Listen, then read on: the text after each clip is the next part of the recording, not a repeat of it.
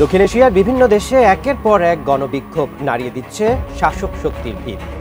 পদত্যাগের ঘোষণা দিলেন ভারতের প্রধানমন্ত্রী নরেন্দ্র মোদী। 18 বছর থেকে 30 বছরের যুবকরা আজকে যা দেখিয়ে দিয়েছে বাংলায় দরকার। একটা কথা কতবার বলবো, নেতাজি সুভাষচন্দ্র বলেছিলেন তুমি আমার রক্ত দাও আমি তোমার স্বাধীনতা দেবো। ওটা নেতাজি, এটা পিঁয়াজি। শুভেন্দুকে পার্টি নিয়ে জগন্নাথ ধামের বাইরে ভিক্ষায় বসতে হবে। তাহলে কি এবার ভারতের বিরুদ্ধে যুদ্ধ করতে যাচ্ছে বাংলাদেশের সৈন্যরা? কিন্তু তাদেরকে সাহস যোগাচ্ছে কে? তাদেরকে ট্রেনিং দিচ্ছে। নয়াদিল্লির মসনদকে ঘিরে তৈরি হয়েছে এক অভূতপূর্ব সংকট। একদিকে দেশের ভেতরে চলছে বিদ্রোহের আগুন, অন্যদিকে সীমান্তে নিজের পাতা ফাঁদেই আটকা পড়েছে মোদী সরকার। এমন একটি ভিডিও ঘিরে তুমুল আলোড়ন তৈরি হয়েছে দেশটির রাজনীতিতে। মুখোমুখি অবস্থানে ক্ষমতাসীন বিজেপি ও বিরোধী কংগ্রেস। তবে কি দক্ষিণ এশিয়ায় আরো একটি নাটকীয় পালাবদলের অপেক্ষায় বিশ্ব? সম্মানিত দর্শক, আসসালামু আলাইকুম। নতুন একটি নিউজে আপনাকে স্বাগতম। প্রিয় দর্শক, অবশেষে পদত্যাগ করে দেশ ছাড়তে বাধ্য হলেন নরেন্দ্র মোদী। মোদীর পদত্যাগের ঘটনায় মহাবিপাকে বাংলাদেশের সাবেক স্বৈরাচার প্রধানমন্ত্রী শেখ হাসিনা। হাসিনার কপালে মরার উপর খাড়ার ঘা। এবার তাহলে কি আছে শেখ হাসিনার ভাগ্যে? অবশেষে জানা গেল চাঞ্চল্যকর এক তথ্য। এদিকে ভারতের চিকেন স্নেক দখল করতে বাংলাদেশ সেনাবাহিনীকে প্রশিক্ষণ দিচ্ছে মার্কিন সেনারা। যে কোনো সময় ভারতে আক্রমণ করে চিকেন স্নেক দখলে নিবে বাংলাদেশ সেনাবাহিনী, এমনই চাঞ্চল্যকর তথ্য ফাঁস করল ভারতীয় মিডিয়া। অপরদিকে বাংলাদেশের সামরিক জোটে মাথা খারাপ ভারতের। পাকিস্তান সৌদি প্রতিরক্ষা চুক্তি, রেগে আগুন ভারত ও ইসরায়েল। প্রিয় দর্শক, আমাদের আজকের ভিডিওতে অত্যন্ত গুরুত্বপূর্ণ তথ্য শেয়ার করা হয়েছে। দয়া করে ভিডিওটি শুরু থেকে শেষ পর্যন্ত ধৈর্য সহকারে দেখে একটি লাইক দিয়ে সবাইকে বেশি বেশি করে শেয়ার করে দিবেন। সেই সাথে আমাদের ভিডিওটি আপনি বাংলাদেশের কোন জেলায় বসে দেখছেন বা শুনছেন সেটি অবশ্যই কমেন্ট বক্সে কমেন্ট করে জানিয়ে দিতে ভুলবেন না। মোদী সরকার মুর্দাবাদ, গো ব্যাক মোদী স্লোগানে উত্তাল ভারতের মণিপুর। পুলিশের গুলিবর্ষণ, টিয়ার গ্যাস আর রাবার বুলেটের রক্তাক্ত রাস্তাঘাট। মনে হচ্ছে যেন ভারতীয় গণতন্ত্র দাঁড়িয়ে আছে বিরাট সংকটের মুখে। এতটুকু স্পষ্ট, ভারতে ক্রমে ভয়াবহ রূপ নিচ্ছে মোদী বিরোধী আন্দোলন।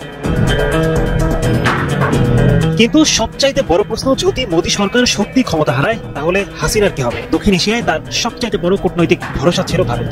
দিল্লির সমর্থন ছাড়া কি টিকতে পারবেন তিনি? রাজনৈতিক বিশ্লেষকরা বলছেন মোদীর পতন হলে শেখ হাসিনাও পড়তে পারেন ভয়াবহ চাপে। মণিপুরে ছাত্র জনতা শান্তিপূর্ণ বিক্ষোভ দমনে পুলিশ রাবার বুলেট ও টিয়ার গ্যাস ব্যবহার করেছে। আহত হয়েছেন বহু মানুষ। 2 বছর আগে সংঘর্ষে প্রাণ হারানো 250 মানুষের স্মৃতি এখনো তাজা। আর মোদীর সাম্প্রতিক সফর সে ক্ষোভকে আরো উস্কে দিয়েছে। বিহারের আসন্ন নির্বাচনও মোদীর জন্য হয়ে উঠেছে সবচাইতে বড় পরীক্ষা। অন্যদিকে মোদী বিহারে ঘোষণা দেন $8 বিলিয়ন বিনিয়োগের, কিন্তু রাজনৈতিক বিশ্লেষকরা বলছেন এতে লাভ নেই। কারণ আসন্ন বিহার নির্বাচন মোদীর জন্য হতে যাচ্ছে ভয়াবহ পরীক্ষা। উত্তর ভারতের এই রাজ্যে বিজেপি এককভাবে কোনোদিন ক্ষমতায় আসতে পারে, আর মণিপুরের উত্তেজনা সেই পরীক্ষাকে আরো কঠিন করে তুলেছে। ইতিহাস সাক্ষী, শ্রীলঙ্কায় রাজাপক্ষ, নেপালের কেপি ওলি কিংবা বাংলাদেশের শেখ হাসিনা। ছোট্ট আন্দোলনের আগুন কিভাবে একদিন বড় শাসকের পতন ডেকে আনে তার উদাহরণ স্পষ্ট। আজ ভারতের রাজপথে মোদী সরকার সেই একই সংকেতের মুখোমুখি। কিন্তু এখানে আরো বড় প্রশ্ন, যদি মোদী সরকার পড়ে যায় তাহলে হাসিনার কি হবে? কারণ দক্ষিণ এশিয়ায় তার সবচাইতে বড় মিত্র ছিলেন নরেন্দ্র মোদী। দিল্লির কূটনৈতিক ছায়া ছাড়া হাসিনার অবস্থান হবে অন্ধকার। আন্তর্জাতিক মহলের চাপ, দেশের অভ্যন্তরীণ ক্ষোভ সবকিছু একসাথে ধেয়ে আসবে তার দিকে। বাংলাদেশে বর্তমানে যেভাবে জনরোষ দেখা যাচ্ছে, সেখানে মোদী সরকারের পতন শেখ হাসিনার জন্য হতে পারে শেষ ধাক্কা। ভারত যদি আর মোদীকে সমর্থন না করে, তবে আগামী দিনগুলোতে হয়তো তাকেও ঠাঁই নিতে হতে পারে ইতিহাসের পাতায় ক্ষমতাচ্যুত স্বৈর শাসক হিসেবে। নেটিজেনদের মনে এখন বেশ কয়েকটি প্রশ্ন ঘুরপাক খাচ্ছে। তাহলে কি দক্ষিণ এশিয়ায় আরেকটি বড় রাজনৈতিক ভূমিকম্পের কাউন্টডাউন শুরু হয়ে গেছে? মণিপুর থেকে দিল্লি, আর দিল্লি থেকে সে আগুনের আজ কি আবার লাগতে পারে ঢাকায়? উত্তরটা এখনো অজানা। সময় বলে দিবে আসলে কার ভাগ্যে কি ঘটতে যাচ্ছে। বাংলাদেশ অনেকদিন আগে দখল হয়ে গিয়েছে। ইউএস এর হারকিউলিস বিমান এবার নামলো চট্টগ্রামের মাটিতে। ইজিপ্ট থেকেও এসেছে যুদ্ধ বিমান। তাহলে কি এবার ভারতের বিরুদ্ধে যুদ্ধ করতে নামছে বাংলাদেশের সৈন্যরা? কিন্তু তাদেরকে সাহস যোগাচ্ছে কে? তাদেরকে ট্রেনিং দিচ্ছে কে? আজকে সেই সমস্ত বিষয় আপনাদের সামনে তুলে ধরবো। কিভাবে চলছে ট্রেনিং, কোথায় চলছে সেই ট্রেনিং। আপনাদেরকে আমরা দেখিয়েছি যে কবে এসেছে ইউএস এর এই যুদ্ধ বিমান হারকিউলিস, নেমেছে চট্টগ্রামের মাটিতে। এমনকি বাংলাদেশের একটা পাড়াগা সেটাকে খালি করে দেওয়া হয়েছে। কেন খালি করে দেওয়া হয়েছে তার পেছনেও রয়েছে অনেক যুক্তি, সেটাও আপনাদের সামনে আস্তে আস্তে তুলে ধরবো। কিন্তু আজকে আপনাদের সামনে যেটা তুলে ধরবো সেটা হচ্ছে, তাহলে কি এবার ভারতের বিরুদ্ধে যুদ্ধ করতে যাচ্ছে বাংলাদেশ? কেন এই যুদ্ধ, কি তাদের টার্গেট, কারা বাংলাদেশি সেনাদেরকে অর্থাৎ বাংলাদেশি সৈন্যদেরকে ট্রেনিং দিচ্ছে কে? এই সমস্ত বিষয় আমরা জানবো। আমাদের সঙ্গে আজকে স্টুডিওতে রয়েছেন ডিফেন্স বিশেষজ্ঞ বিশ্লেষক আর শ্রীবাস্তব। স্যার, আপনাকে স্বাগত জানাই আজকের বাংলায়। আমি আপনার কাছে শুরুতে একটু সংক্ষেপে জানতে চাইবো যে হচ্ছেটা কি। আমরা দেখলাম, আমি প্রোডাকশন টিমকেও বলবো দেখানোর জন্য যে হারকিউলিস এসে নামলো চট্টগ্রামের মাটিতে, এমনকি ইজিপ্ট থেকেও বিমান এসেছে। কারণটা কি? তাহলে কি এবার ভারতের বিরুদ্ধে যুদ্ধে যাচ্ছে বাংলাদেশ? আপনার এই প্রশ্নের মধ্যে আমার উত্তরটা নিহিত আছে। আপনি একটা বলছেন বাংলাদেশের সঙ্গে যুদ্ধ, আর দ্বিতীয় আপনি বলছেন আমেরিকান ট্রেনিং। এটা দুটো আলাদা জিনিস। আমি একটা মিলিয়ে আমি আপনাকে বলছি। আমি বলছি আপনাকে, আমরা বাংলাদেশের সঙ্গে যুদ্ধে আছি। আগস্ট 2024-এর পর আমরা যুদ্ধে আছি। একটা এসকেলেশন ম্যাট্রিক্স বলি আমরা। যুদ্ধ রাতারাতি হয় না, ওটা তৈরি করতে অনেক সময় লাগে। এর মধ্যে 6টা স্টেপ আছে। ওই 6টা স্টেপের মধ্যে সব থেকে প্রথম আছে ডিপ্লোম্যাটিক ওয়ার। তার মানে আমি আপনার ভিসাটা বাতিল করলাম আগস্টের পর, আগস্ট 2024-এর পর প্রথম স্টেজ। দ্বিতীয়, আমি আপনাদের ইকোনমিক সব বন্ধ করে দিলাম। আমার দরকার নেই তোমার থেকে বিজনেস করা, তোমরা খুশি থাকো ভাই, আমরা নেই। একটা সেকেন্ড স্টেপ হলো আমরা ইকোনমিক জিনিস আমরা বাতিল করলাম। তৃতীয়, আমরা মহড়া করলাম। চতুর্থ, আপনি খুব গুরুত্বপূর্ণ, আপনারা তো দেখেছেন লাস্ট উইক প্রধানমন্ত্রী কেন আসলেন কলকাতায়। এই যতগুলো লোক আছেন, যার মধ্যে আমাদের তিনটে chief, air navy, air force, navy and army, তারপর NSA, এরা সব তো দিল্লিতে বসে। ওরা কলকাতায় এসছেন কেন? কেন যে মানুষ বলছে যে এই যে 4096 কিলোমিটার যে আমাদের বর্ডার আছে বাংলাদেশের সঙ্গে, এই যে কাটাতার, এটা ট্যাক্স পেয়ার মানি। বিএসএফকে প্রত্যেক মাসে আমরা স্যালারি দিচ্ছি এটা প্রোটেক্ট করার জন্য। 400 কিলোমিটার হোক বা 4000 কিলোমিটার হোক, তোমার কাজ আছে যে ওখান থেকে বাংলাদেশ থেকে কেউ লোক এদিকে আসবে না, এখান থেকে ওদিকে যাবে না। তাহলে এটা তো ট্যাক্স পেয়ার মানি। প্রধানমন্ত্রী এটা এসে গ্রাউন্ড সিচুয়েশন বুঝতে চাইছিলেন, কেন যারা রিপোর্ট দিচ্ছিল ওরাও গভর্নমেন্ট লোক, আর যারা গাফাতি করছিল ওরাই গভর্নমেন্টের লোক। কিন্তু মানুষ যারা গ্রাউন্ডে ছিল ওরা এখন ওনাকে প্রধানমন্ত্রীকে বারবার জানিয়ে দিল যে নো স্যার, সিচুয়েশন এরকম নয়। এটা আমরা আগস্ট 2024-এর পর আমরাও কি মাটিতে দেখলাম যে আপনার যদি ক্যানিং এর দিকে যান বা অন্যদিকে যান, কোনো কাঁটাতার নেই, কোনো কিছু নেই, কোনো সব জিনিস এদিক থেকে ওদিকে, ওদিকে থেকে। তাহলে আমরা কেন রাখবো ট্যাক্স পেয়ার মানি দিয়ে আমরা বিএসএফ কে? কেন রাখবো আমরা কাঁটাতার? আমি তাহলে প্রাইভেটাইজ করে দেবো, খুলে দেবো। গত 1 বছরে বাংলাদেশ নেপালের রাজনীতিতে নাটকীয় পালাবদল দেখেছে বিশ্ব। দুই দেশের আন্দোলনের ধরন এবং রাষ্ট্রপ্রধানদের পরিণতি একই রকম। দুই দেশেই আন্দোলনের নেতৃত্ব দিয়েছে তরুণ ছাত্র সমাজ। এবার ভারতেও একই কৌশল অবলম্বন করছে বিরোধীরা। নরেন্দ্র মোদীকে হঠাতে জেনজির প্রতি আহ্বান জানিয়েছেন বিরোধী দলীয় কংগ্রেস নেতা রাহুল গান্ধী। তবে কি দক্ষিণ এশিয়ায় আরও একটি নাটকীয় পালাবদলের অপেক্ষায় বিশ্ব? বিস্তারিত আরিফ হাসানের প্রতিবেদনে।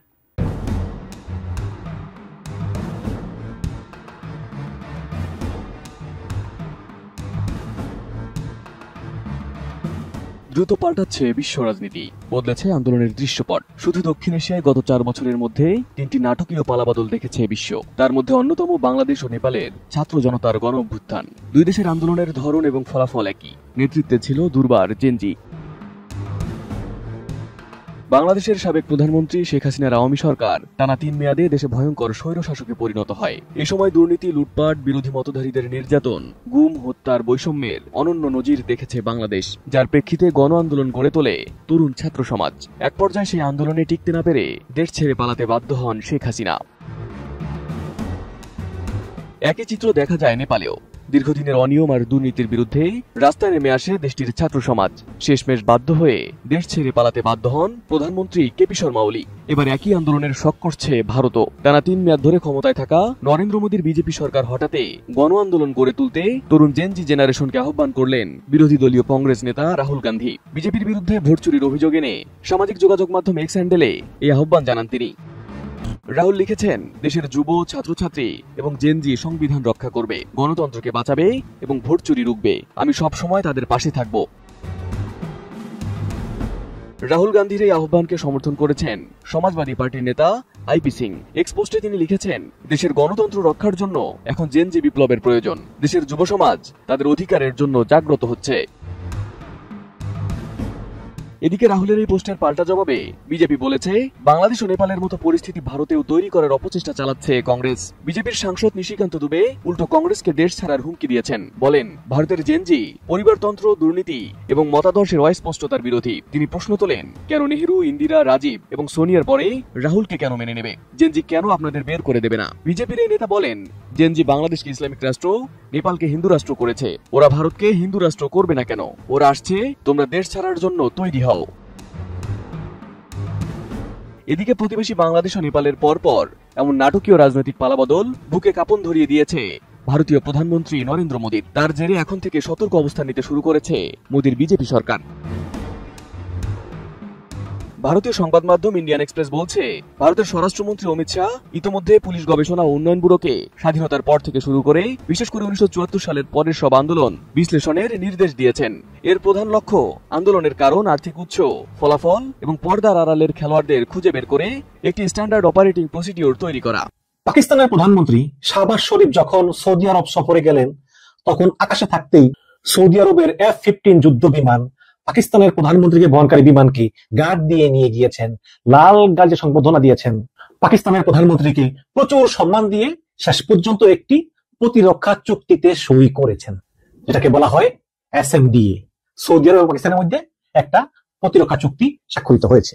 এবং আপনারা জানেন যে সৌদি আরবের সঙ্গে পাকিস্তানের সম্পর্ক প্রায় 80 বছর ধরে অত্যন্ত নিবিড় সম্পর্ক, এবং রিয়াদের আল ইমাম মহাপ্রাসাদের রয়্যাল কোর্টে এই চুক্তি হয়, এবং সেই চুক্তির সময় সৌদির ক্রাউন প্রিন্স সালমান এবং পাকিস্তানের প্রধানমন্ত্রী শাহবাজ শরীফ, সেনাপ্রধান আসিফ মুনির সহ দুই দেশের ঊর্ধ্বতন কর্মকর্তারা উপস্থিত ছিলেন।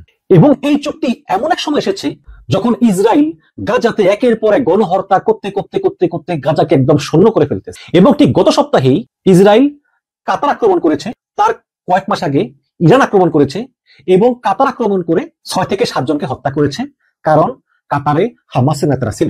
এবং শুধু কি তাই, গত মে মাসে ভারতের পেহেলগামে 26 জন পর্যটক সন্ত্রাসীদের হাতে নিহত হওয়ার পর ভারত পাকিস্তান অন্তত 4 দিনের জন্য যুদ্ধে জড়িয়েছিল।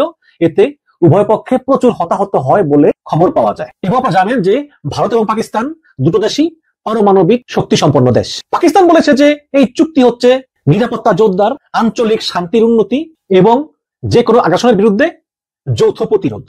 তার মানে হচ্ছে যদি পাকিস্তানকে আক্রমণ করে তাহলে সৌদি আরব আক্রমণের শিকার হয়েছে বলে ধরে নেওয়া হবে, এবং দুই দেশ একসঙ্গে প্রতিরোধ করবে। ঠিক উল্টা হলেও ঠিক একই রেজাল্ট হবে। মানে ইউরোপে যেমন আছে NATO, north Atlantic treaty organization, এই জোটের যে কোনো একটা দেশ আক্রান্ত হলে ধরে নেওয়া হবে যে অন্য দেশগুলিও আক্রান্তের শিকার হয়েছে, এবং সকল দেশ মিলে একসঙ্গে মোকাবেলা করবে। ঠিক সেই ন্যাটো স্টাইলে একটা ট্রিটি হয়েছে পাকিস্তান এবং সৌদি আরবের ভিতরে। চুক্তিতে বলা হয় পাকিস্তান বা সৌদি এই দুই দেশের যে কোনো দেশের বিরুদ্ধে আগ্রাসন উভয় দেশের বিরুদ্ধে আগ্রাসন বলে বিবেচিত হবে। বিশ্লেষকরা বলছেন যে এই চুক্তিটা পাকিস্তান এবং সৌদি আরবের জন্য অত্যন্ত গুরুত্বপূর্ণ, এবং ধারণা করা হয় যে এই চুক্তিটা হলো এই জোটে শীঘ্রই কাতার এবং সংযুক্ত আরব আমিরাত যুক্ত হতে যাচ্ছে।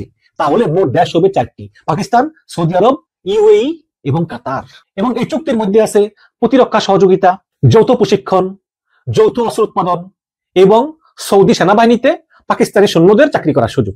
এবং 1951 সালে সৌদি এবং পাকিস্তান বন্ধুত্বের চুক্তি স্বাক্ষর করে, এবং সেই অনুযায়ী সামরিক, অর্থনৈতিক, সামাজিক বিভিন্ন ক্ষেত্রে এবং ধার্মিক বিভিন্ন ক্ষেত্রে সৌদি আরব পাকিস্তানকে সহযোগিতা করে আসছে। এবং গত কয়েক বছর ধরে বেশ কয়েকবারই পাকিস্তানি সেনাবাহিনী সৌদি আরবে মোতায়েন করা হয়েছে।